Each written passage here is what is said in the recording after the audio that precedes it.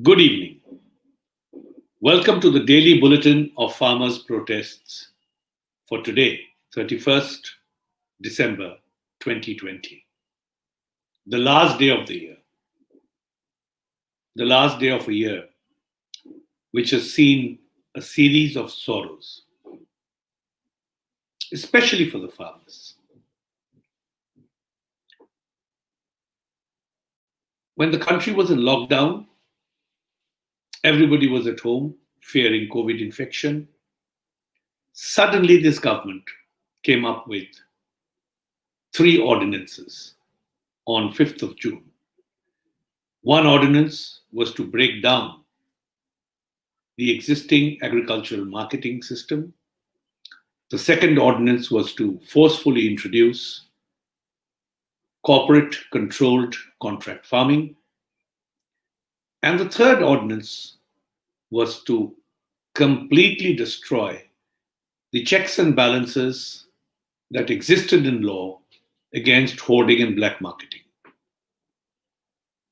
There was a barrage of communication, publicity, advertisements immediately after the ordinances, where the government proclaimed that these were reform movements, would change agriculture, would lead to great income for the farmers, and would lead to great security for the consumers.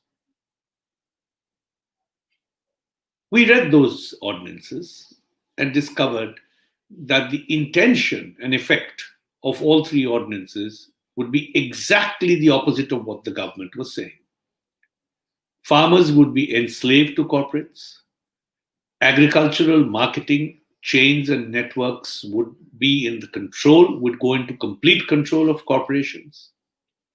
And consumers and food prices would then be dictated and directed by these corporations. An end to end control and end to end capture of food production, distribution, and retailing was being planned by these ordinances. Due to COVID, protests couldn't start. People were not, we were not allowed to go out on the roads. And second, there was, of course, fear of infection and death.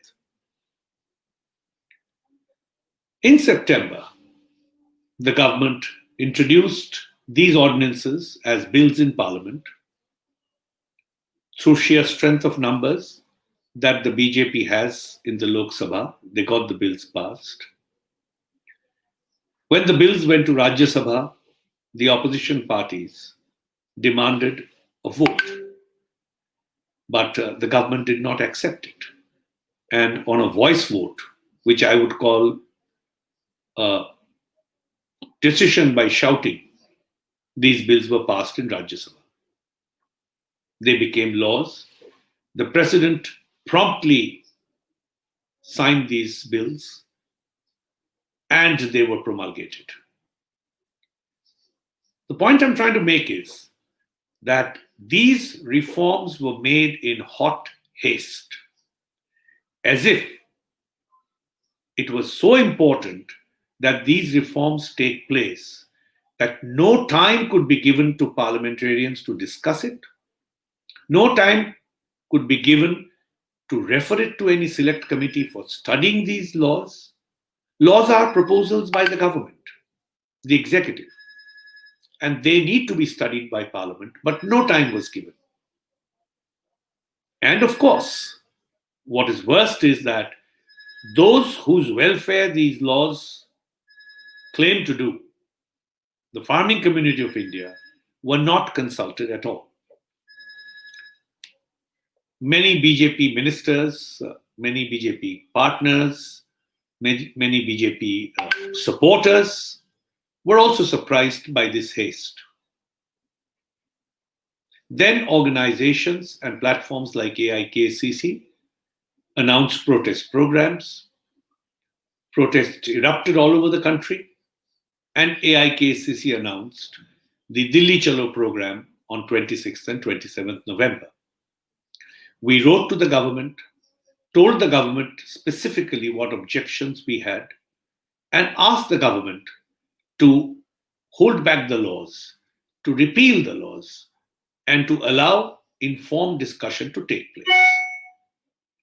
Why I'm giving you this background is because of what happened yesterday. Yesterday, a group of ministers met farmers' organizations at Vigyan Bhavan in Delhi. The farmers had written a letter setting the agenda for the meeting. They set 4 points of discussion. One, modality of repeal of the farm laws. Two, the entire process through which MSP would be legalized. Three, removal of the onerous burden put on farmers in the air quality ordinance. And four, withdrawal of the draft electricity amendment bill. The farmers' organizations told the government that they want to discuss these 4 items exactly in the order in which I have mentioned it. So for the farmers, the first and most important thing was repeal of the farm laws. Then the others followed. Most important among the others was laws to make MSP a legal right for farmers. But yesterday, the government chose to focus on agenda item number 3 and 4. That is, to remove the hardship provisions in the air quality ordinance and not to introduce the draft electricity amendment bill in Parliament. This can be seen in 2 ways. The government's way of looking at it is that you had 4 demands, we have conceded 2, so we have come forward and met 50% of your demands. Why is the government speaking like this? Because it wants you, the average Indian audience, to believe that the government is being reasonable. It has met 2 out of 4, 50% of the demands. But is it really 2 out of 4? The 2 demands that the government has conceded, let's look at them once. One demand is that the farmers shall not be fined crores of rupees and not put into jail for years for burning straw. Let's look at what that law was that the government, it's an ordinance, that the government has agreed not to give effect to. There are 3 slides I want you to look at.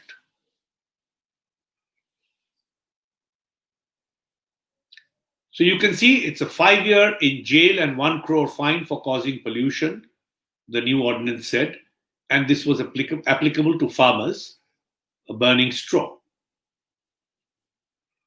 A commission was set up by this ordinance. Suddenly the central government decided that its jurisdiction extends right up to Punjab.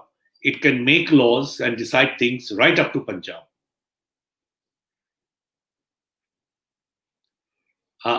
We must remember that this ordinance was in the context of an ongoing Supreme Court case where the Supreme Court wanted a committee to tackle air pollution in Delhi. So this absurd ordinance, the government has agreed, will not apply to farmers. The other one was about a draft amendment bill of the Electricity Act. It's a draft. It was not introduced in Parliament as a bill yet. And the government agreed that it would not. Now, if the government is telling the country that this is 50% of the farmers' demands, then the government is lying. Because the government is not telling the country the whole story. The whole story is that farmers want these 3 farm laws to be repealed, and farmers want a law guaranteeing MSP. This is the demand. The other two that the government claims it has magnanimously accepted were issues that the government has imposed on the farmers, and the farmers wanted them out of the way too. So, what percentage of the farmers' demands have been met? It is impossible to put weighted index on these demands. But I will say that 90% of the demands remain unattended to by the government, and perhaps 10% the government has agreed to look into. This is what I wanted to discuss as the primary issue today, which is Company Raj versus farmers. Where do we stand? The next meeting is scheduled for 4th of January, which means another 5 days for farmers out in the freezing cold of Delhi on the highways under open sky.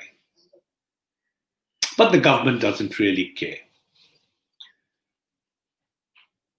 Why is the government so insistent that it cannot repeal the laws?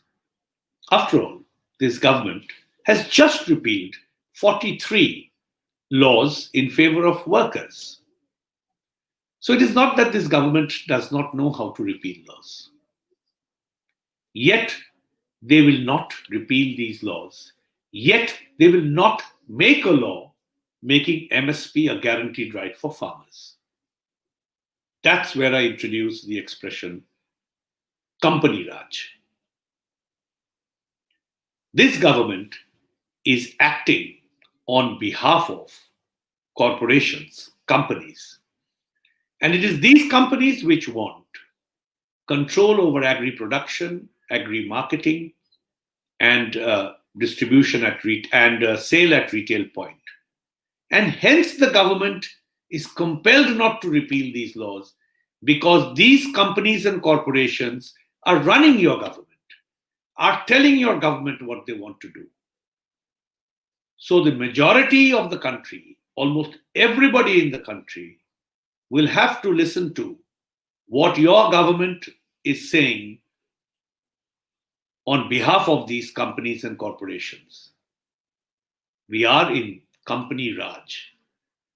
Once again, the East India Company, in its new avatar, in its new manifestation, has emerged in independent India, and it is for the welfare of these companies that these laws have been made. How can Mr. Modi's government overlook the welfare of these companies? They can't. Hence, this hard position that we cannot repeal these laws. It is, to a certain extent, also to buttress the image and the public posturing of the Prime Minister. But more than that, I don't believe that the Prime Minister and the entire BJP is not aware of the widespread dissent and opposition to these laws. Yet they cannot bend. Yet they cannot change because they cannot make these companies unhappy. There's a new slogan emerging in the horizon. Company के सुख में देश का सुख, company की भला में देश का भला, एंड कंपनी की भला के लिए केंद्र सरकार चल रही है. The central government runs for the welfare of the companies. We are therefore in a very sad stage of Company Raj once again dominating the welfare and the future of this country of 135 crore people. We must all collectively fight this Company Raj because we cannot let profit be the only motive for running government. And profit will be made. The very rich will become even richer, while food security, food prices will reach inflation levels that we cannot even imagine today. And the sad part is, we will have to accept that inflation. We will have to accept that domination We will have to accept that monopoly because our government has made it legal. This is the problem with the three laws. And why can't the government make a law guaranteeing MSP? The government announces MSP, which means the government must be intending that the farmers get MSP. If the government intends that the farmers should get MSP, then there should be no problem in making a law to make that intention legally enforceable. Isn't that commonsensical? Yet the government refuses to make a law. Why? Because then these companies will be bound to buy farm products at MSP, and therefore they will not be able to make these killing profits. These companies want the government off their back when it comes to agri procurement. This government does not want to interfere in the loot by these companies. So the government cannot legislate MSP. So the government cannot give the farmers a legal guarantee of prices of their produce. The government could have easily made laws saying that all these reforms will happen, but trading will not be below. Purchase from farmers will not be below MSP. Commonsensically, that's what you would expect. But no, this government is beyond and above common sense. This government is for the companies, and hence no provision will be introduced in any law which makes the companies liable to buy produce at a government announced price. These companies today are larger than your government. These companies run the country, and that is the sad reality of the state of democracy in India. Hence, it is company Raj versus farmers. It is company Raj versus people of India. It is company Raj versus independence of India. It is company Raj versus democracy in India. I do not know what will happen on 4th of January. I presume there will be more headline hunting, headline gathering by the government. As of now, I do not see the government acting reasonably at all because they have not reacted to the primary demands, the logical demands, the sensible demands of the farmers. The government is still operating on the principle of nonsense. The government is still operating on the principle of brute force because we were chosen by you 1 year ago. We have the right to do anything we want with your future. This, Mr. Modi, is not democracy. This, Mr. Modi, is not the mandate of the Constitution.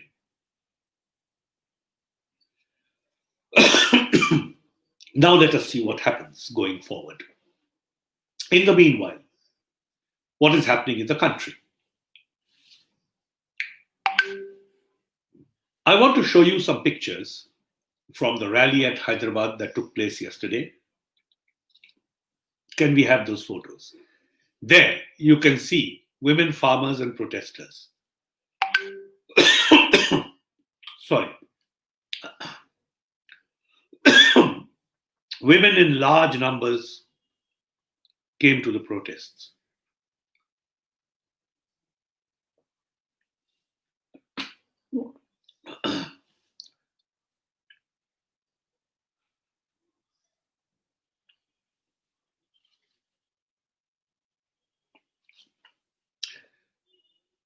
All India Mahila Cultural Manch representatives went to the Tikri border at Delhi. They've sent in a photograph. Look at it. No, this is not. Oh, I'm sorry. This is Sadbir Singh from the protesters, Delhi protesters, who was present at the Hyderabad rally yesterday. That is Sadbir Singh speaking. Next, we will have the there, the All India Mahila Cultural Forum people at the border expressing support and solidarity with the farmers. There was a torchlight march at Rewari. This is a picture from that. And then there were students of the Indian Council of Agricultural Research. The government agency pretended that ICAR supports the new laws. The students shot back and said that we do not support it at all. Students are against the bills. Where the scientists are, what scientists and students are you talking about? This is a direct challenge by the students to the government. In the meanwhile, the Kerala Assembly has passed a resolution demanding withdrawal of the new farm laws. It says that the laws are not only anti-farmer but against the interest of consumers. They infringe upon the rights of the states. The Assembly extends full support to the ongoing agitation of farmers. So this is a political reaction from Kerala. And BJP, which gets only influenced by election. In Haryana, there was a setback to the BJP alliance. In 5 out of 7 local body elections, they lost. So the farmers' movement is gaining strength, moving from strength to strength. The government is playing naughty, the government is playing cunning, the government is playing smart. But sometimes, when smartness faces truth, smartness looks very pale. And the government's efforts to discredit farmers, to fool farmers, to snatch food security of the country is looking very odd and very, very undemocratic. I will be back to you on the new year, after the new year. 1st of January, we'll take a break from this bulletin. I will be back with you on 2nd of January and with more news of protests all around the country, analysis and facts. Thank you very much for joining me in this bulletin.